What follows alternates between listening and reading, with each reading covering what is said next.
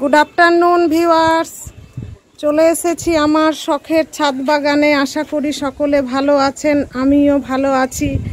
জানেন তো আজকে সানডে, আমি সানডে করে শাকসবজি হারভেস্ট করি। তাই আজকে রোজা রমজানের দিনে চলে আসলাম কিছু শাকসবজি হারভেস্ট করার জন্য। তেমন কিছু শাকসবজি আজকে নেই, অল্প স্বল্প আছে, সেগুলোই তুলে নিব। হ্যাঁ, আপনারা আমার সঙ্গে থাকুন, দেখুন, আশা করি ভালোই লাগবে।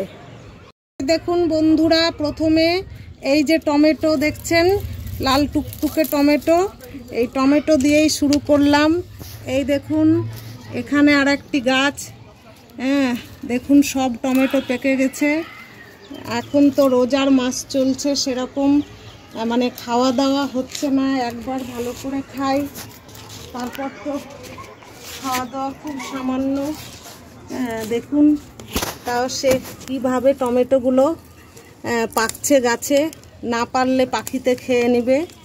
আমি পেরে অবশ্য সবাইকে দিয়ে দিচ্ছি, আমার আত্মীয় স্বজন আশেপাশে সব পাড়া প্রতিবেশী আছে, তাদের আমি দিয়ে দিচ্ছি। বেকার নষ্ট করে তো লাভ নেই, পেটে গেলে খেলে গুণ দিবে, তাই না? এই দেখুন এগুলো ঘরে রেখে দিলেই সব লাল হয়ে যাবে।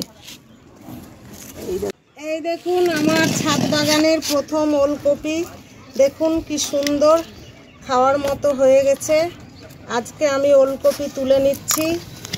এই যে দেখাই আপনাদের, এখানে আরও আছে, এটা আর একটু বড় হবে। আজকে আমি এইটা হারভেস্ট করে নিব। দেখুন কি সুন্দর, চেষ্টা করলে সব কিছুই ফলানো যায়। দেখুন আমার কি সুন্দর ওলকপি। দেখুন এই হচ্ছে আমার ছাদের গাছের টবে লাগানো আছে চুকাই পাতা, মানে চুক্কার খাটা, এক এক জায়গায় এক এক নামে পরিচিত।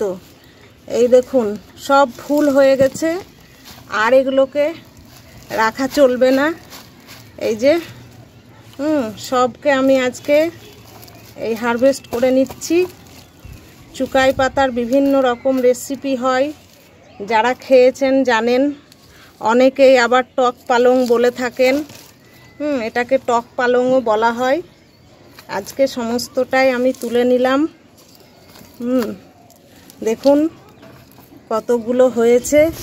এই দেখুন আমার ছাদ বাগানের চুকাই পাতা। দেখুন এটা হচ্ছে ধনে পাতা গাছ, আপনা থেকেই হয়েছিল। হ্যাঁ দেখুন এবার ফুল চলে আসবে, ভালো লাগবে না, তাই আজকে আমি এটাকেও তুলে নিচ্ছি। এই যে আরও কিছু আছে আপনাদের দেখায়, এখানে আরও অল্প ধনে পাতা আছে। এই যে এই টবে দেখুন আরও অল্প আছে, এই যে তুলে নিলাম। এগুলো সব তুলে ফেলে দিতে হবে, এই গামলাটাই আবার অন্য কিছু লাগানো যাবে। এই দেখুন ভিউয়ার্স, এই হচ্ছে নোটে খোটে শাক। এই টবটায় আমি যতই ছিঁড়ি এ কিন্তু ততই হয়। হ্যাঁ, শেকড় তুলে ফেলে দিই, তবুও এই যে বীজ পড়ছে দেখছেন, এই বীজ থেকেই হয়। আর এই নোটে খোটে শাক খেতে কিন্তু খুব ভালো লাগে। কালকে আরও অন্য দু এক রকমের শাক বাজার থেকে আনাবো, তারপরে মিক্স করে একসঙ্গে রান্না করব। এই যে এই টবটায় 12 মাস আমার নোটে খোটে শাক চাষ হয়, আপনা থেকেই, আমাকে লাগাতে হয় না। এই যে এই হচ্ছে নোটে খোটে শাক। এই দেখুন এই হচ্ছে আমার বহু পুরনো পুঁই গাছ। এই যে দেখছেন, এই বীজ সমেত পুঁই শাক খেতে কিন্তু খুব ভালো লাগে। তো এই যে খাওয়ার মতো হয়ে গেছে, খানিকটা ভাবছি তুলে নিই। এই দেখুন কি সুন্দর একদম, দেখুন সতেজ, একদম ভেজাল মুক্ত, অর্গানিক। এই যে এটাকে কি বলে, পুঁই মিটুলি বলা হয়, খেতে কিন্তু সেই লাগে, দারুণ খেতে। এই দেখুন কত বীজ, এই বীজ থেকে আমি আবার নতুন অনেক চারা করেছি। এই যে দেখুন কতগুলো হলো, এই যে বীজগুলোও পেরে নিব।